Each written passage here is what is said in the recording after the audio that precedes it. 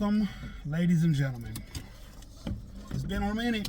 I know this need to be on his stuff. I know. I got it. Don't yell at me. Calm down.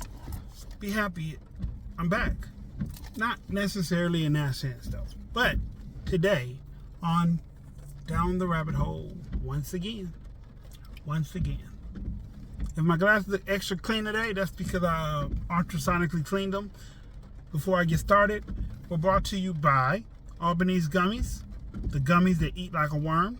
One half of the Dynamic Duels, 1 and 2, Thoughts from Your Boy podcast, and Rise Ace and Nova. With that being said, I'm your host, gracious and loving at the same time. Just this. Check it out.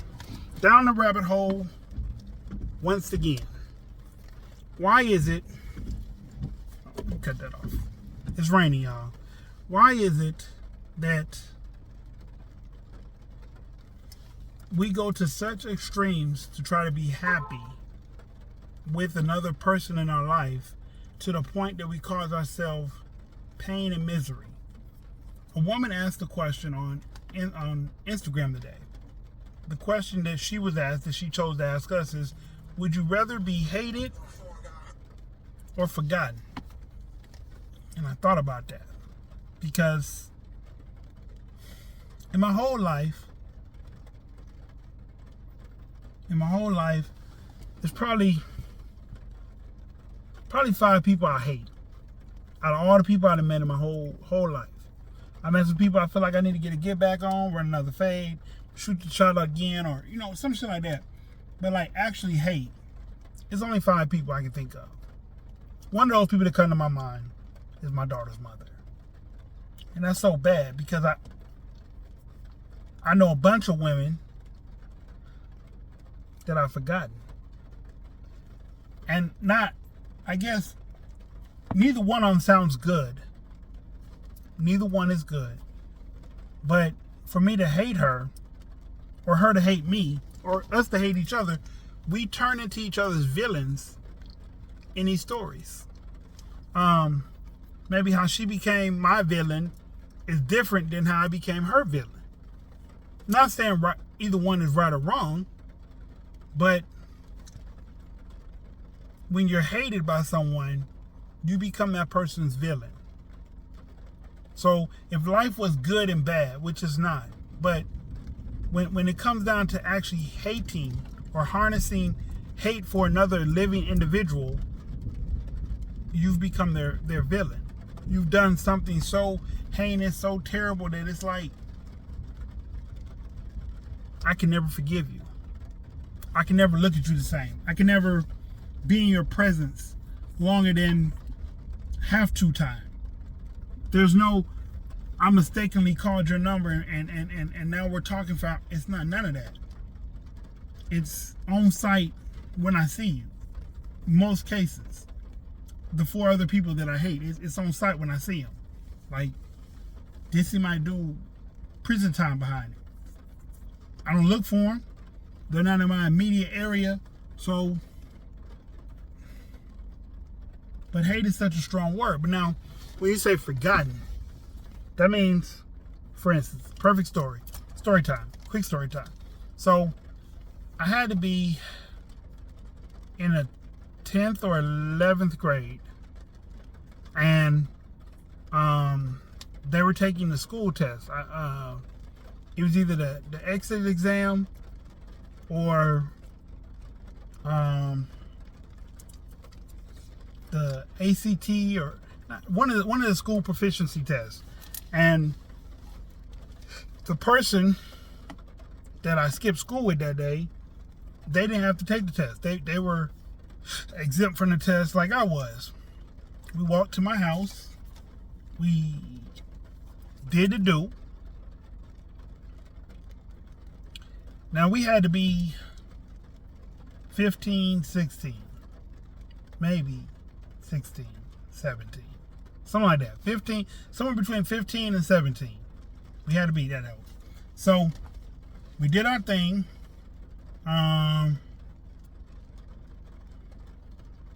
So 30 some years later, 29, 20, 28, 30 some years later, I'm on Facebook and I'm searching people and I see this one person and they look familiar.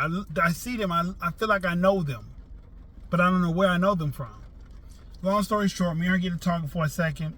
She told me how she's doing, and she says she thinks, or she was hoping that I reached out to her because I remembered taking her virginity. So when y'all be asking those silly questions, hey, Diz, how do you know if a man wants a virgin or not? Because I've taken people's virginity. It's not a pleasurable experience. Hers, I don't even remember. That's how, whatever it was. So, like I said, 28, 30 some years later, she tells me she thinks I looked up her picture or got in touch with her because I was her first. And I was like, I really got in touch with you because I thought you were beautiful and you seem like you're familiar, but I don't remember you or that. And she felt heartbroken. Like on the phone, you could just hear it in her voice, like, oh, damn. And I was like, I didn't mean it like in a negative way, but there's no possible way that comes out any other kind of way than negative because you're forgotten. And it's crazy because I remember faces. I seldom remember names, but I remember faces. So when I say that, it's a lot of people I ain't seen since I was 13, and I remember what they look like. And I know if I cross them, it's either a good experience or a bad. Sometimes I run across people I don't remember, but they remember me. But to be forgotten, that's like the ultimate that you didn't mean shit in that person's life, or that you meant something, but it's painful to relapse or retrace those memories. So it's only best that we let them go. We stop thinking about those thoughts. We haven't seen you in 20 some years, so you really don't exist no more. Would that be the same as forgetting, ladies and gentlemen? Anyway, like I said, back on topic. We go through so much. We put up with so much trying to be happy with people that don't make us happy. Like, some people change their livelihood, their occupation to try to make someone happy. Some people move out of state to make people happy. Some people move out the country to make people happy. Some people give up a great job. Some people, the things that we do as people to make the other person happy can be so detrimental to us, but we'll still go through it, arms on fire, head full of steam, hoping for a happy ending, not realizing that in this journey, all this hurt that we're going through, because, I mean, don't get me wrong, relationships hurt. You know what I'm saying? It sucks when you get with somebody and it doesn't manifest the way you thought it would, or, you know. But I had one friend, she's been married, I don't know how long she's been married, I guess since college, and she's 40 something now. So that's probably maybe 15, 16 years ago, give or take, maybe 20. And she said that the thing that keeps her and her husband happy, they don't have any expectations. And I thought that was real crazy, but interesting, because most people have an expectation of something about someone. Somewhere along it, like the only reason I didn't get married a third time, because my son's mother said I didn't propose to her the way she expected, or the way she felt a man should propose to her. And I was like, well, and I guess maybe it's me, or maybe it's just people, period. But the more times you do the same thing with different people, the less magical it is for the person that keeps doing it. Does that make sense? So I've been married 2 times and engaged a bunch of times. And being engaged to someone is not really important to me no more. It's not special to me anymore. I would make a nasty reference, but you know that's not here or there. But anyway, certain things just don't. Yeah, certain things just don't excite me anymore. So, with that being said, certain things don't get the most romantic gestures from me towards a woman. I'm pretty cut and dry when it comes to women. I tell them what I want. I show them what I need. And if given an opportunity, I'll do my best to provide. When I was transitioning from being someone's boyfriend to their friend, and that hasn't happened too many times, but when I was transitioning from that to that, it was torture, because in my soul, in my heart, I wanted that person to be with me. So every time I seen them with another guy, a different relationship, shit that didn't work, in the back of my head, I'm like, but what about me? Like, I'm not them. I'm better than them. But is it really a better game? And, you know, I guess that's a lot of people's problem. We look at it as a merit system. Like, I got this going on, they don't. I got this and this going on, they don't. But you don't know what that person is giving to the other person that you weren't giving. And I know that sounds terrible, but in all reality, we have one life on this planet. And the most important thing to do is to be happy. But you shouldn't have to sacrifice your happiness to make someone else happy, so in turn they can make you happy. Does that make sense? If you tracking, if you still rocking with me, just, you know what I'm saying, just hit the like button. Just hit the like button right now. Just be like, yeah, I like that. Just hit the like button. And if you really feeling the content, hit the notification bell. And by the time it's done, if you really felt like this conversation was prosperous, add additional to your life, hit that link and share. Hit the copy share button. But you know, whatever. Back to what I'm saying. We go through all extremes to be happy. Like I said, it really, truly does not take all that. Being happy should not make you cry. Being happy should not make you feel less than.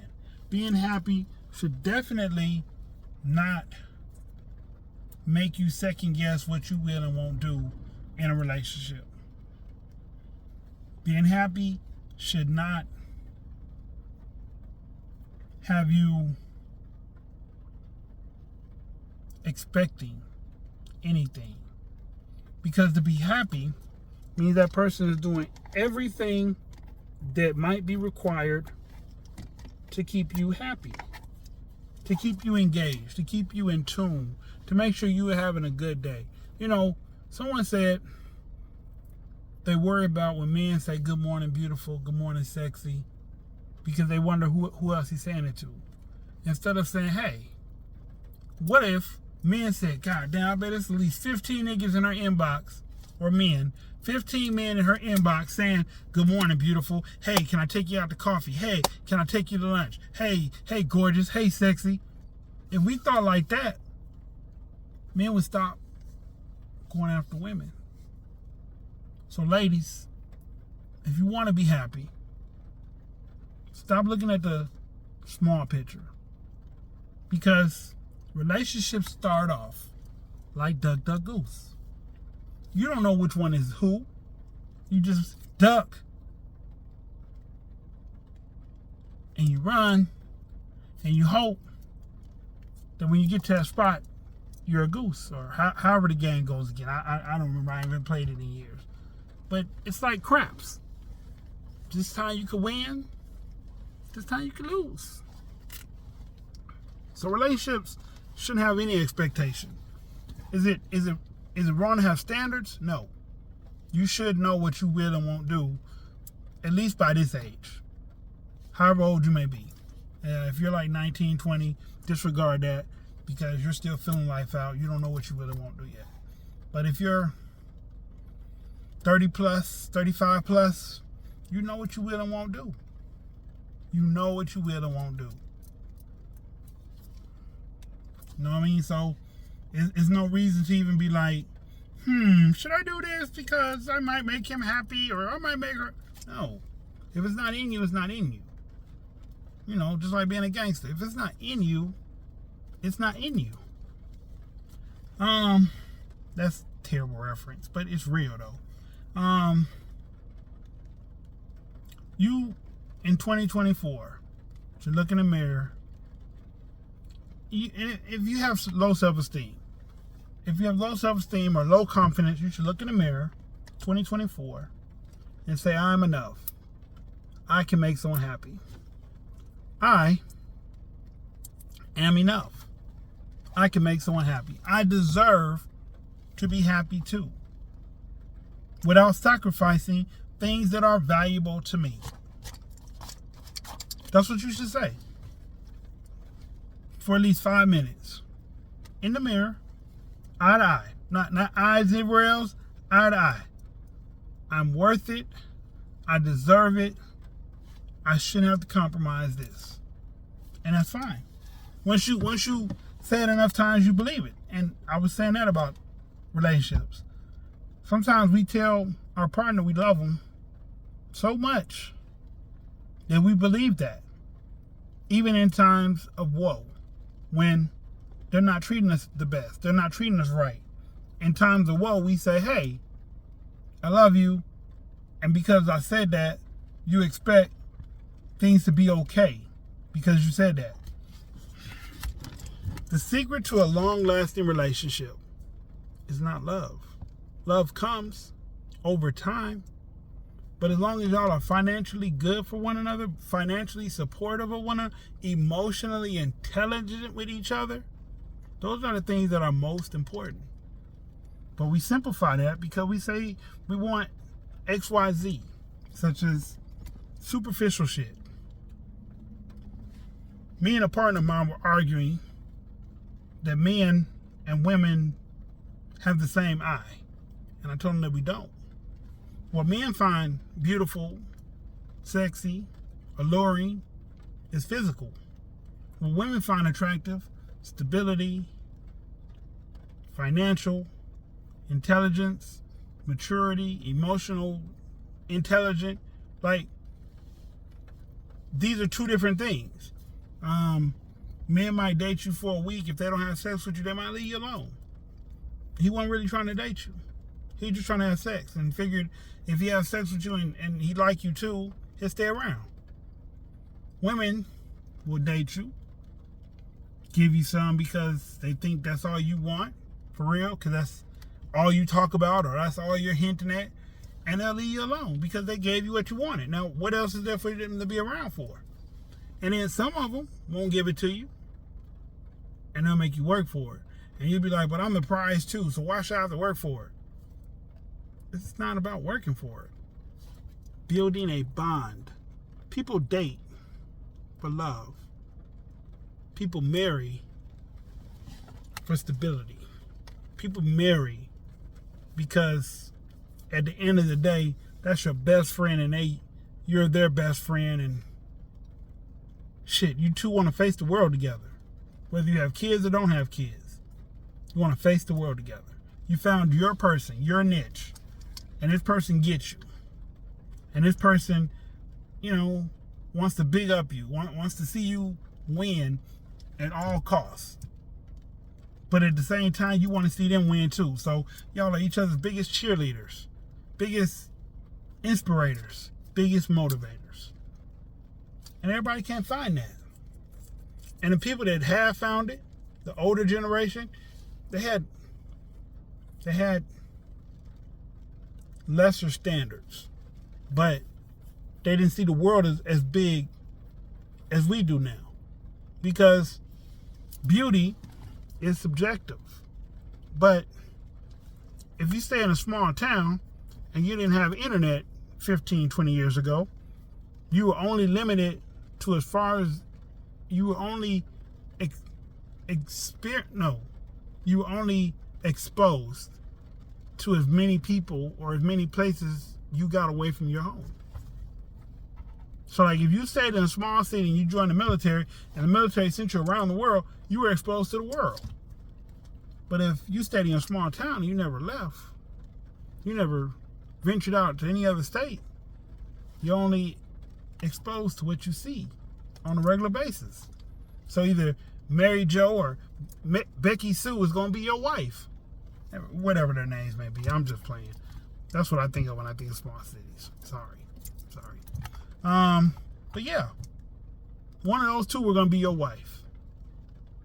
Or John Edward, or, he was going to be the man. We have the internet now. So we're exposed to a lot more beautiful people than ever before. From one end of the globe to the other end of the globe. We're exposed to them. We see them. We can contact them. We can get in touch with them. We can fly them here or fly over there. Yeah. But I say that to say, having standards is not wrong. Having expectations that are unreachable or unrealistic, that's dead wrong. So, again, why do we go through so much and put up with so much in an attempt to be happy? Down the rabbit hole once again. That's what this was called. Down the rabbit hole once again. Why would you put up with what you put up with for as long as you did it for a man or a woman that you're not with right now? I understand we have lessons, we learn different shit. I think we need to learn when to quit before it's too late. Learn to quit before it's too late. That's today's message. Learn to quit before it's too late. Hey, I gotta get up out of here. It's raining. My baby about to come out of school. Truth of the matter is, I owed y'all this one. I know y'all like them, and I know I'll be taking my sweet ass time to give y'all the product. But when I bring it to you, it's wrapped up real nice, right? It sit pretty. Hey, like I said, if you like the video, just hit the like button. Smash that like button. Hit the notification so you know when I'm rocking. Thoughts from Your Boy Podcast, Rise, Ace, and Over. One half of the Dynamic Duels. I'm just that guy. I'm just this. That's it. That being said, look forward to seeing y'all on all the podcasts. Sunday, every other Monday, every Wednesday. Like Said would say, out of time to the next time, screaming, let's talk. Just peace. Just this. Peace.